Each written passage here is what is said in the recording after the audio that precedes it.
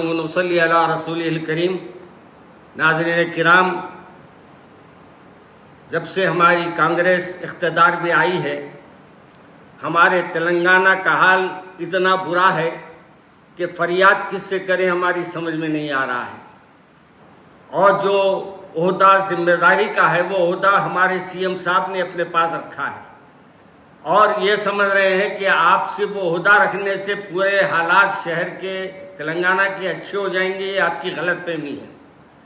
आप अपने मसरूफियात में इतने मसरूफ़ है कि आपको ये भी ख्याल नहीं रह रहा कि क्या तेलंगाना के हालात अच्छे हैं या नहीं, आपको उसकी भी फिक्र नहीं रहती। आपके जितने ओहदेदार आपने जिनको आपने मुकर्रर किया है वो भी सिर्फ आवाम से मिलना भी नहीं चाहते, ना आवाम के दरमियान में आना चाहते, ना उलमा से मिलना चाहते। वो अपने इख्तिदार की कुर्सी पे बैठ के बस वहीं से बैठ के तबसरे करते हैं। मेरे को अफसोस होता है कि हमारी पुरानी हुकूमत जो है फिर भी सलीखे की नज़र आती थी कि जब तक वो मौजूद थे एक फसाद, एक हंगामा पूरे तेलंगाना में नहीं हुआ। लेकिन जब से हमारे मोहतरम तशरीफ लाए हैं कांग्रेस के जिम्मेदार, जब से कुछ ना कुछ शहर के हालात, तेलंगाना के हालात दिन ब दिन बिगड़ते जा रहे हैं। और हमारे सीएम साहब ना उसके बारे में आईजी से बात करते, ना जिम्मेदाराने पुलिस से कोई बात करते हैं, बल्कि वो ये समझते हैं कि मैं सिर्फ ओहदा लेकर बस मेरे लिए काफ़ी है। हम तमाम अवाम नास से हम यानी आपसे अपील करते हैं कि इस सिलसिले में आप फौरी एक्शन लीजिए। और जो आज ये हालात हुए हैं मदरसे तालीमुल कुरान जानारम से ज़िले जो है संगारेड्डी के, इसके बारे में भी हमारे एसपी साहब की गुफ्तगू सुना। मैं एसपी साहब इतने ठंडे बातें कर रहे हैं, क्या मैं उनसे उम्मीद रखूंगा कि कोई एक्शन लेंगे वो?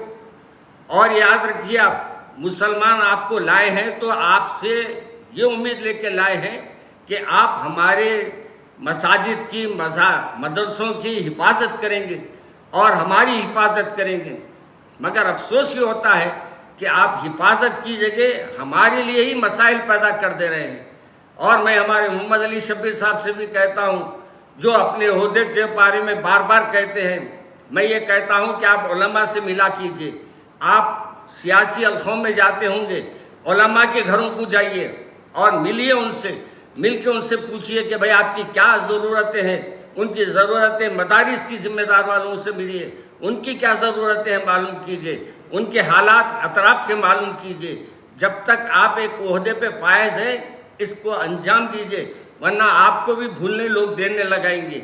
आपको ये भी अर्ज़ कर दूँ कि जो मदरसे के आज हालात हुए हैं और जो दरगाह के हालात हुए हैं, आपको हमको ये एहसास है कि हमारे मुसलमानों के ऊपर जो जुल्म हो रहा है इसकी कोई फरियाद सुनने वाला भी नहीं है। फरियाद किससे करे समझ में नहीं आ रहा। सीएम साहब तो या तो अपने बड़े बड़े टूरों में मसरूफ रहते हैं या तो और कई अपनी मसरूफियात में रहते हैं, आवाम से मिलते नहीं। आवाम से मिलने के लिए नुमाइंदे भी मुकर्रर किए हैं, वो भी नाकाराम आदमियों को बिठा के रख दिए हैं। वो हमारी बात ऊपर पहुंचाना नहीं चाहते।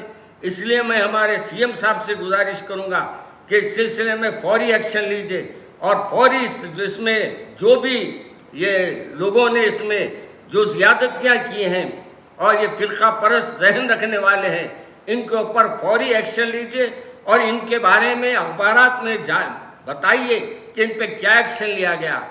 ऐसी ज़बानी जमा खर्च से कुछ होने वाला नहीं है। हम आप पे एतमाद करें तो किस बेस पे करें। इसलिए मैं आपसे अपील कर रहा हूं कि कांग्रेस के खुसूसन हमारे सीएम साहब से, आपके पास ओहदा है, अगर आप जिम्मेदारी नहीं लेते तो अपने एक दूसरे को ओहदा दे दीजिए, दे के उसको बोलिए भाई शहर के हालात पर और रंगारेड्डी के हालात पर उस पर नज़र रखिए। अगर ये मुमकिन है तो दीजिए आप दूसरे को और दे के उन पर सख्ती कीजिए। और आपके आईजी वगैरह जो काहिली कर रहे हैं और ये जो हालात पैदा कर रहे हैं उन पे जो एक्शन लेने की बात है, मुझे हैरत होती है। एक्शन लेने की बात करते हैं, क्या एक्शन लिए वो मालूम नहीं होता। बस अंदर का अंदर सब बात हो जाती है, अंदर का अंदर सब खत्म हो जाता है। मुझे अफसोस होता है कि हम ये कांग्रेस को लाकर कोई गलती तो नहीं कर लिए। क्या हमारे लिए ये मुसीबत तो नहीं बन गई। इसलिए मैं हमारे जिम्मेदारान कांग्रेस से कहता हूं कि आज भी वक्त है आप लोगों को। अब तक है रंगारेड्डी में कितने हालात अपने जो कुछ हुए हैं आपके तेलंगाना में, इसका आप जायजा लीजिए और जहां जहां ये हालात हुए हैं उन पर खास नजर रखने के लिए वहां के पुलिस के जिम्मेदारों को हिदायत दीजिए। अस्सलाम वालेकुम।